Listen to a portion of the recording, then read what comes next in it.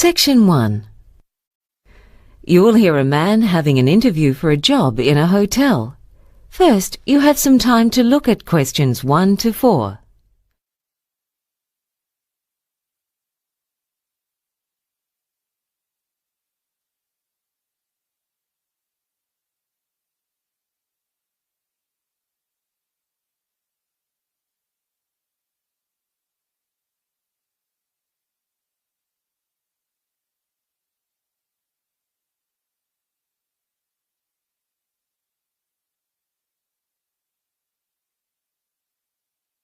Now listen and answer questions 1 to 4.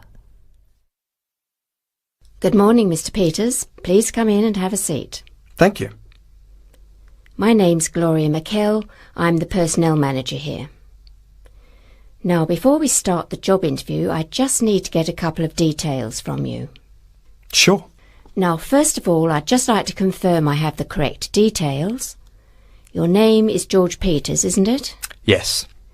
And your contact phone number is 0438 637 935? That's right.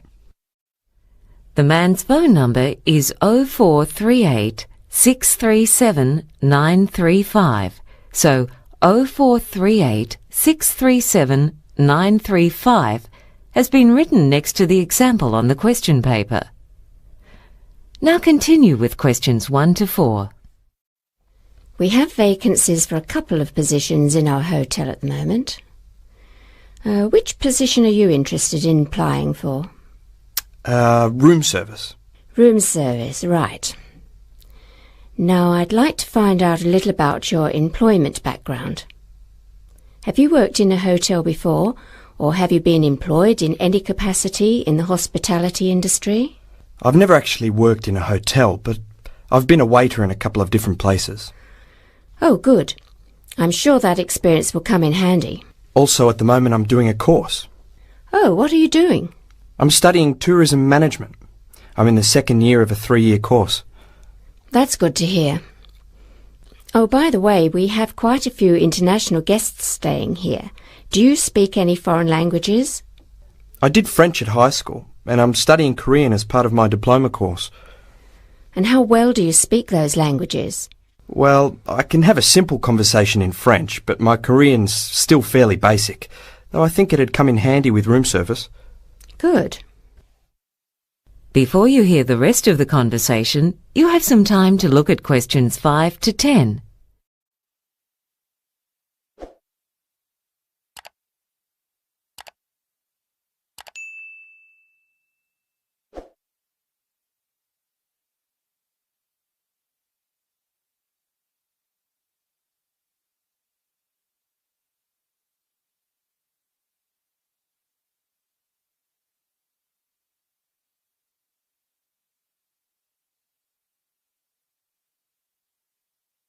Now listen and answer questions 5 to 10. Well, I've asked you a number of questions. Now I wonder if there's anything you'd like to know about the position or about the hotel.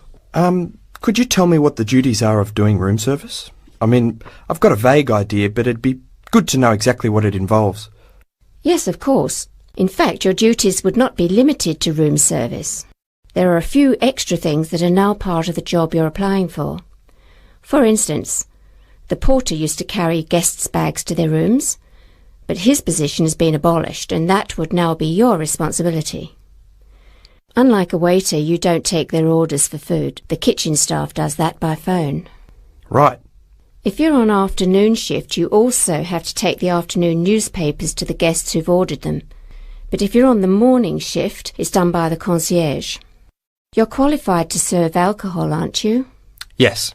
Good, because on evening shifts you may have to serve in the hotel bar. What else? If a guest calls to say there's a problem with some of the equipment in the room, if it's something simple like one of the light bulbs is blown, then you replace it. But if it's something more complex, say if the TV isn't working, you leave that to the technical staff. I see. Oh no, sorry. There's been a change in that. In fact, now all electrical work has to be done by the technical staff. It's an occupational health and safety issue. Better to be safe than sorry, I suppose. Yes. You don't have to do any of the cleaning, though you do have to remove any dirty plates the guests have used in their rooms. The cleaners are the ones who make sure the fridges have the right amount of drinks and snacks in them.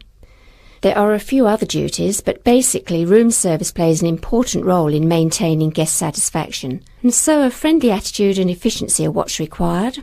Oh, that goes without saying.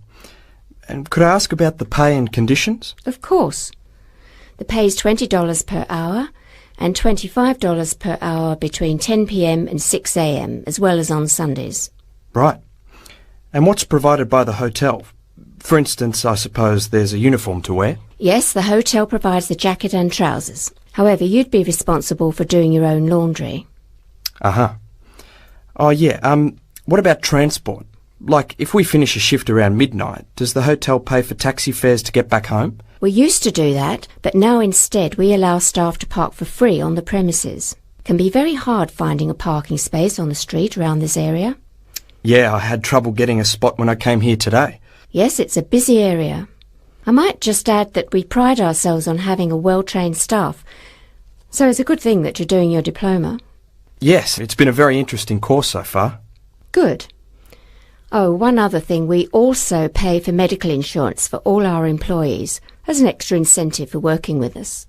Oh, that's good. And until recently, we provided 1 meal per shift as well, but that's been discontinued. Right. Well, I think that's all then. I'll give you a call later in the week and we can talk further. Uh-huh. Well, thank you very much.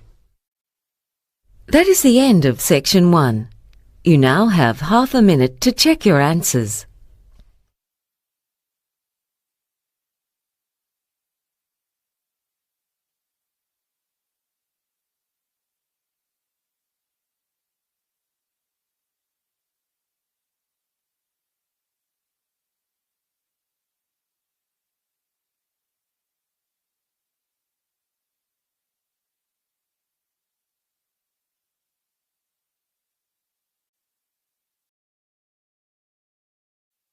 Now turn to Section 2. Section 2. Timothy Curtin is an officer at the Department of Immigration.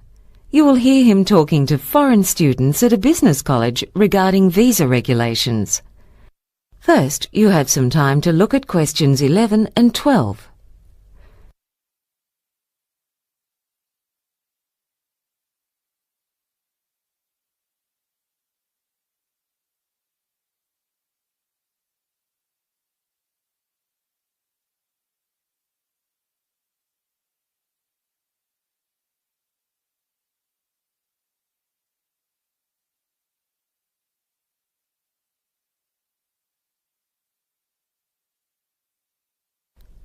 Now listen and answer questions 11 and 12. Good morning, everyone. My name's Timothy Curtin, and I work for the Department of Immigration. I've come along today to give you some information about visa regulations so as to make your stay here a bit easier.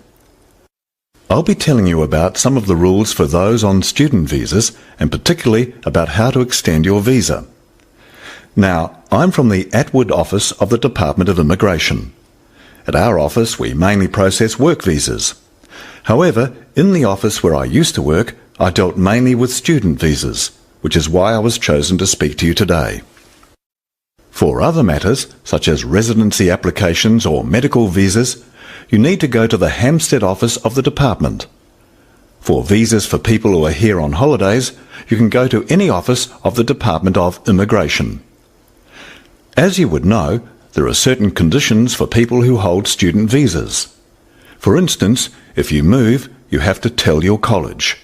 The college then has to inform the department by mail, giving both your old and new address. You can change the college where you study, but you have to let the department know that you've enrolled with a new college. You're also allowed to work, but remember that the maximum you can work is 15 hours per week, because you're here as full-time students, so your main focus has to be on studies. You can also take up to 3 weeks holidays between courses. If your marital status changes, you have to inform the department and provide us with a copy of the marriage certificate within a month of the wedding. Before you hear the rest of the talk, you have some time to look at questions 13 to 20.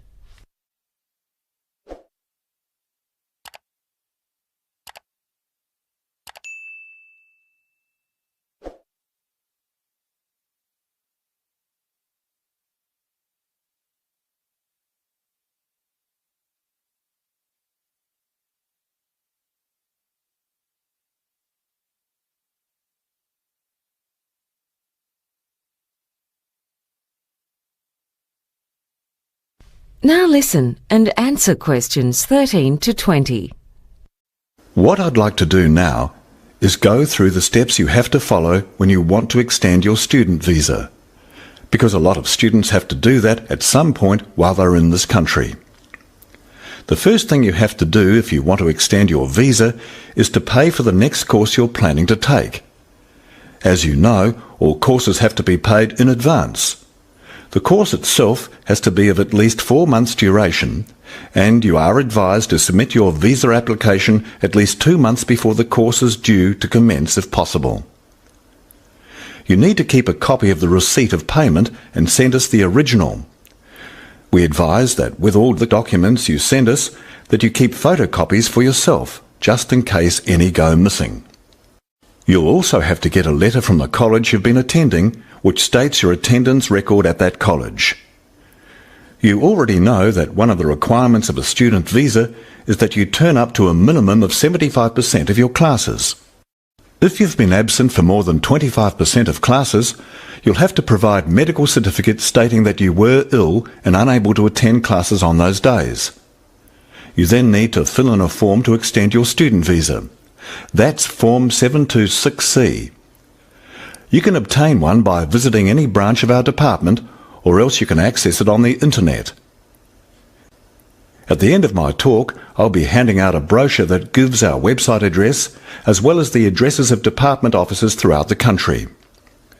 On top of that, you'll also need to be able to show that you have the means to support yourself while in this country. It's been estimated that the average student needs $15,000 a year to live on, and for that reason you'll need to prove that you've got at least $6,000 in a bank account. It's got to be a bank account in this country, so $10,000 in a foreign account is of no use. Of course, your passport has to be still valid. And what else? Ah yes, then you'll need 3 passport photos. Make sure they're fairly recent photos. You then take all these documents and the form down to the immigration office, along with your passport. As you can see, there's quite a lot to do, so don't leave it till the last minute. You've got to lodge your application, along with all the documents, at least 3 weeks before the old visa expires. You have to pay for the visa application too, and that money's non-refundable. You can pay by cash, credit card or cheque.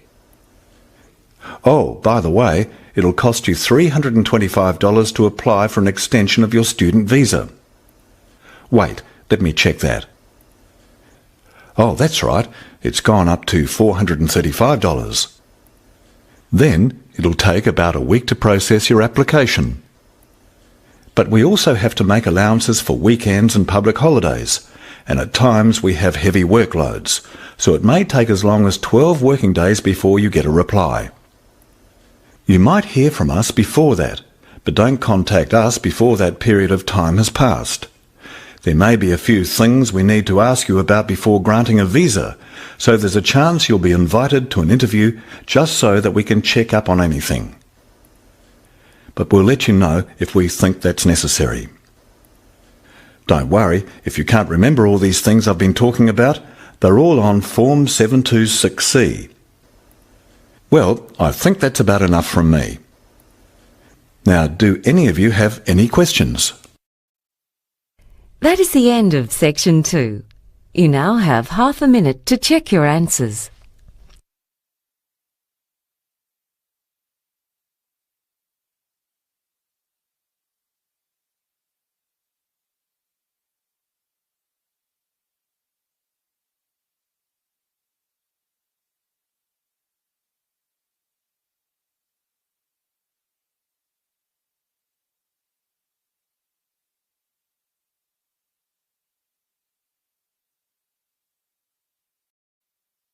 Now turn to Section 3. Section 3. You will hear two marketing students, Maggie and Mike, talking to their teacher about a seminar presentation that they are preparing.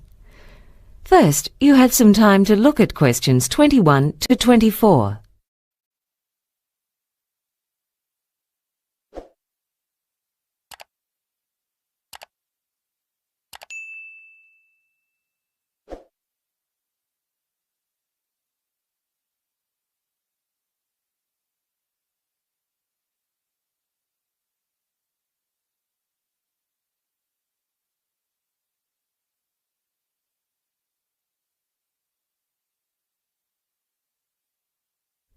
Now listen and answer questions 21 to 24.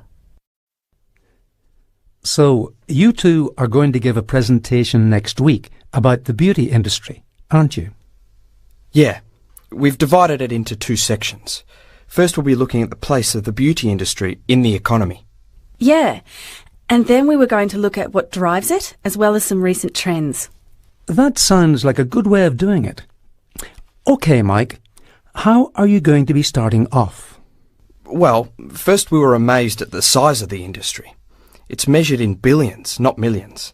It's worth $160 billion a year globally.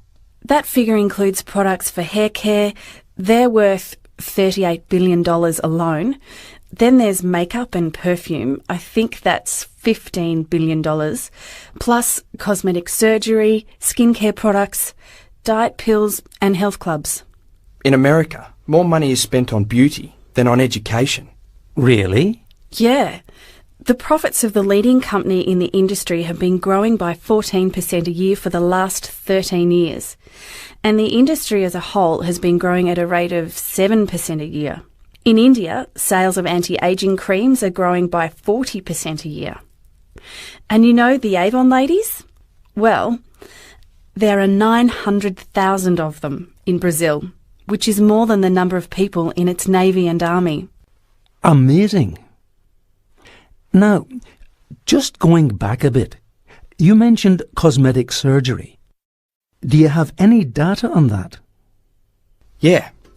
It's worth $20 billion a year now, and the number of procedures they do in the US has jumped by more than 220% since 1997. Botox injections to remove wrinkles are the main thing done these days. But nose jobs and fat removal are still very common. And there's been a real boom in teeth whitening. Also, because the cost of cosmetic surgery has really come down, a lot more people can afford it now. And do you know much about the history of the industry? Well, the modern beauty industry really started up about 100 years ago.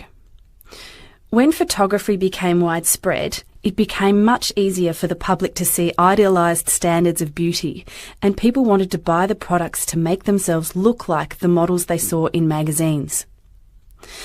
By the middle of the century, scientific advances led to changes in the ingredients used in many cosmetics, which made them more affordable, and packaging made them more attractive. Before you hear the rest of the conversation, you have some time to look at questions 25 to 30.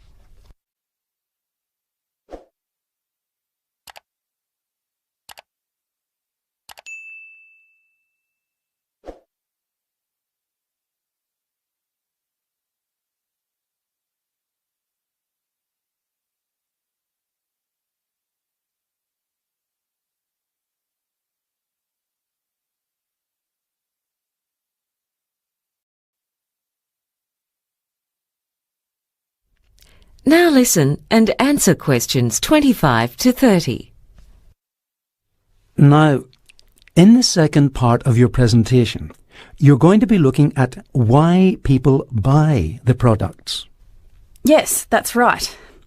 This area is a bit more subjective, and Mike and I disagreed on a few matters. Well, marketing is a hit and miss affair, and it's true what they say, that only half of any marketing budget achieves the desired result. I think that's an exaggeration, don't you? Anyway, there are powerful forces at work in the beauty industry because when it comes down to it, there's no avoiding the fact that it's all about image and that this industry is so successful because it preys on people's hopes and fears. Oh, that's a bit harsh, isn't it? It's only natural to try to look your best. Well, the guy who founded Revlon called the whole business hope in a jar. Did he? Well, that's a nice way of putting it. We found a British study of 11,000 people which concluded that people who are less attractive earn less money. And that was the case no matter whether they worked as secretaries, in sales, or as executives. And why do you think that's the case? Well, I reckon one reason is because attractive people have higher expectations and are less willing to put up with being treated badly. Yeah, but there are plenty of good-looking people with low self-esteem who do let others walk all over them. I think what it comes down to is that people in general treat good-looking people well, and it starts young. Even 3-month-old babies smile longer at faces that adults find attractive. So, who judges what's beautiful and what isn't? We didn't really go into that, but it seems that perceptions of beauty are connected to health and fertility. In some places, people go for shiny hair. In other cultures, women use mascara to make their eyes look bigger and to give themselves a younger look. But a universal indicator of being young and healthy is to have clear skin. And that's why so much money is made from skin cleansers, moisturisers, facial creams and so on. Well, there are certainly plenty of tricks to this trade. Yeah, and most of them aren't new tricks at all. I think I could make a link at this part of the presentation to what Mike was saying about the early 20th century, because there's a trend now in the beauty industry to go back to the approach they had a century ago, when they stressed a connection between beauty and health. They got women to have facials and do exercise classes. Now they aim at beauty, but also like people to be fit, not just thin. Oh, come on. The industry just scares people into going on diets that can actually harm them. And most of those thin models aren't in good physical condition. They're just hungry. You can't tell just by looking. Anyway, I'm not denying that image is important. In fact, beauty firms spend up to 25% of their turnover on advertising. That's incredible. Isn't it? And they put just 2 or 3% into research and development. By comparison, in the pharmaceutical industry, 15% of sales goes into research and development. Well, it sounds like you've got the topic well covered. I'm sure the class will really enjoy your presentation. That is the end of Section 3. You now have half a minute to check your answers.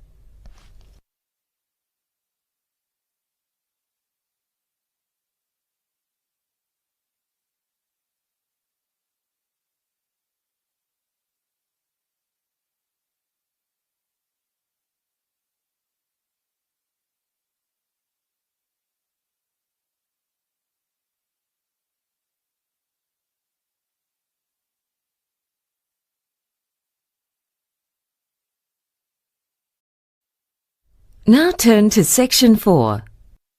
Section 4. You will hear a talk by an archaeological scientist on her latest research. First, you had some time to look at questions 31 to 40.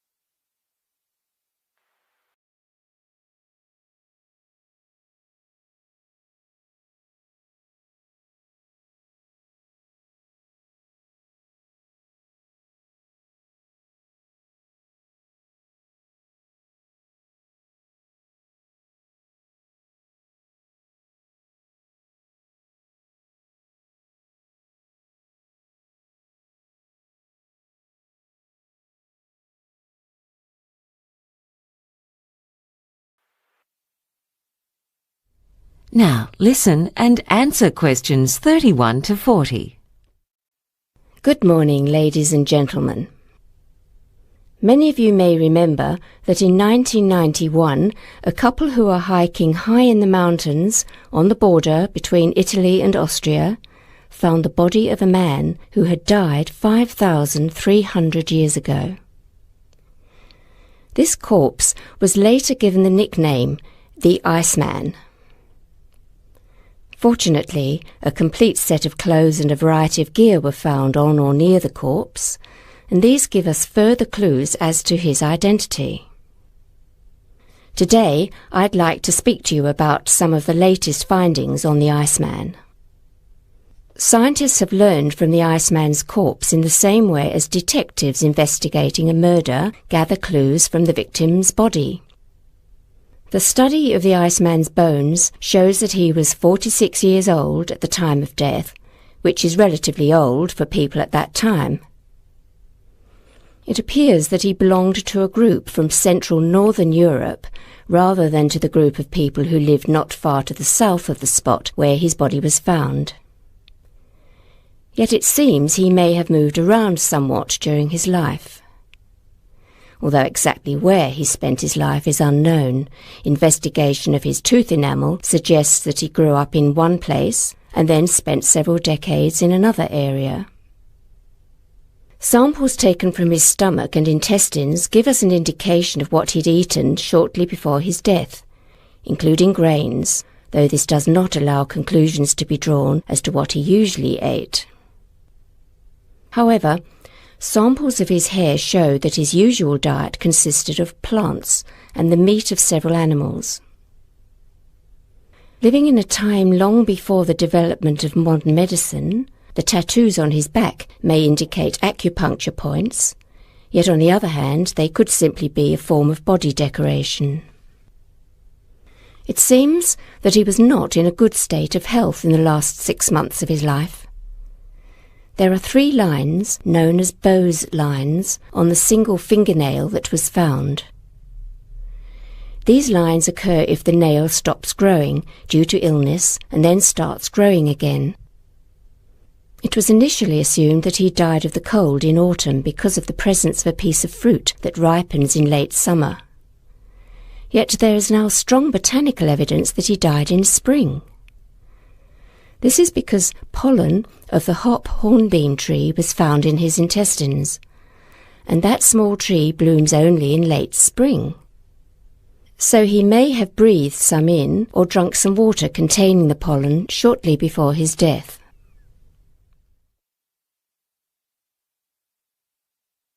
So what else do we know about the Iceman? He ate a primitive form of wheat, which was baked into bread on an open fire. Although leaves of moss were found in his intestines, it appears that moss was not part of his diet, but had probably entered his mouth by accident. In those days, the local people had no paper bags or plastic wrapping, and so used moss to pack food in. Moss was a very versatile plant, with different varieties that grew far to the north, being used by the Vikings as toilet paper. The equipment found around the body gives us many clues as to his way of life. He was well prepared for climbing through the mountains. He had a jacket made from deer hide and goat hide, and a pair of shoes made from the skin of both goat and bear, and then insulated with plant material. Over the top of it all, he was wearing a cape made from grass and bast, which is made from bark. This could give us a clue as to his occupation. In fact, this cape resembles capes still worn by shepherds in the Balkans, and the site where he was found is near an area where shepherds traditionally take their flocks in summer. Yet the theory that he was a shepherd has little else to support it. It's been proposed that he was a hunter, due to the fact that he was carrying a bow and some arrows. Some earlier ideas that he was a warrior or a trader of flint have been abandoned for lack of any supporting material. The Iceman was found lying on a large rock, and so it was believed initially that he had fallen asleep on the rock and then died. However, the consensus now is that he died nearby and then floated into that position during periods when the ice thawed. There are several indicators for this. First, the awkward position of his left arm.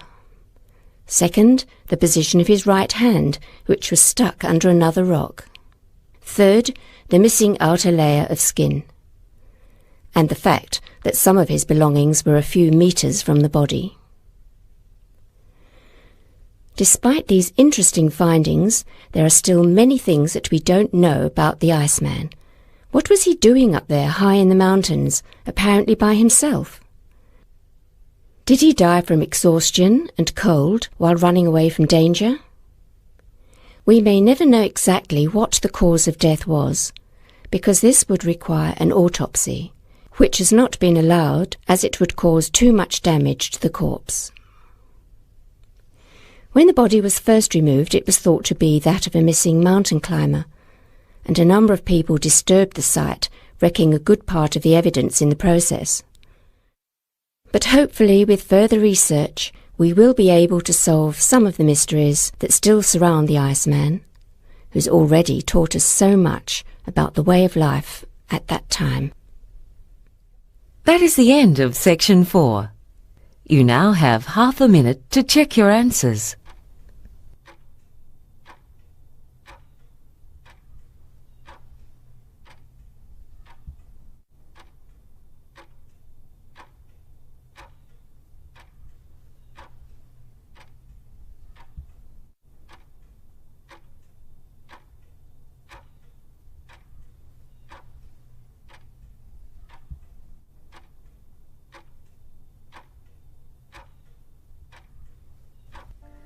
That is the end of the listening test. You now have 10 minutes to transfer your answers to the answer sheet.